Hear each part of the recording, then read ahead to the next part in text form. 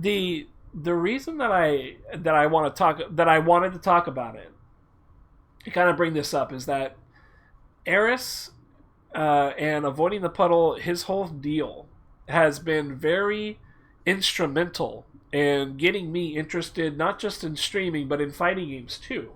Like, I've known Aris for a very long time, and I've never really watched him stream that much before.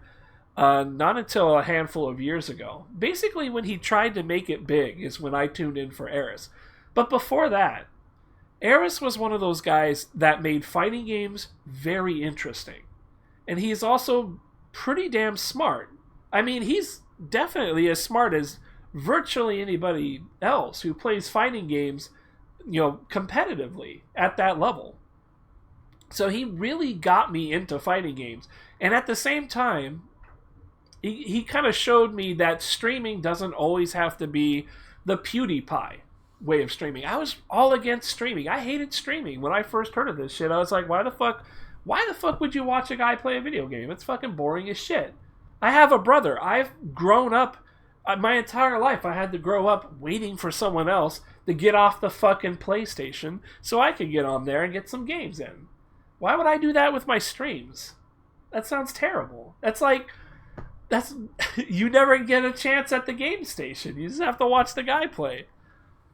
So I watch Aris, and I'm like, he makes the streaming thing look really fun. Look at all the people he gets to talk to. Aris doesn't really talk to them, though. Aris isn't the engaging type of person. He doesn't like to talk about games. I do. I like talking about games because I've played millions of games and I have all sorts of thoughts and suggestions and just ideas, and I like hearing other people's thoughts and ideas on games, way back in the day or modern games. It's all kind of just an interesting thing to me. He kind of showed me that you can have that when you stream, and you don't have to be the PewDiePie type. You don't have to scream into the mic. You don't have to, appeal to children. You don't have to hit a demographic if you don't want to. You can just stream and interact and have a good time. You don't have to do anything about it. And maybe you won't be successful. That's a whole entirely different thing. But you can still do it. And that was very instrumental in me actually picking this shit up and giving it a shot for myself, So seeing Aris get banned kind of hits close for me.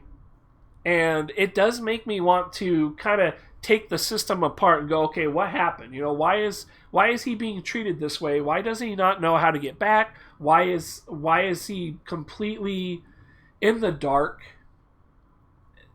I mean, I think we can understand why he got banned, and it does seem like a pretty reasonable reason to get banned. It was an accident, I'm sure.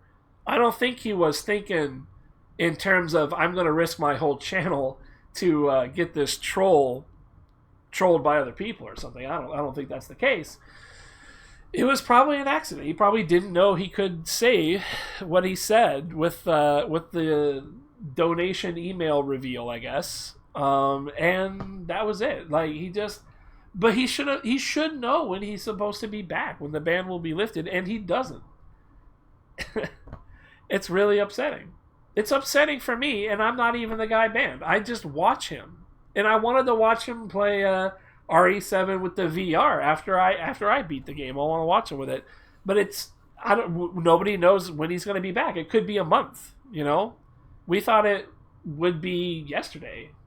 But here we are on like day 3. So it's really awful. Like, he's the one guy that really turned streaming on for me. I started watching him, and then through him I started seeing Rip Razorfire. I started seeing him. Rick Steezy is kind of cool to watch every once in a while. Char, his buddy Insomnotech, is nice to watch. Like, he kind of opened the door. There was Bloodhawk was a guy who would stream once in a while. I think Beal streams now and then.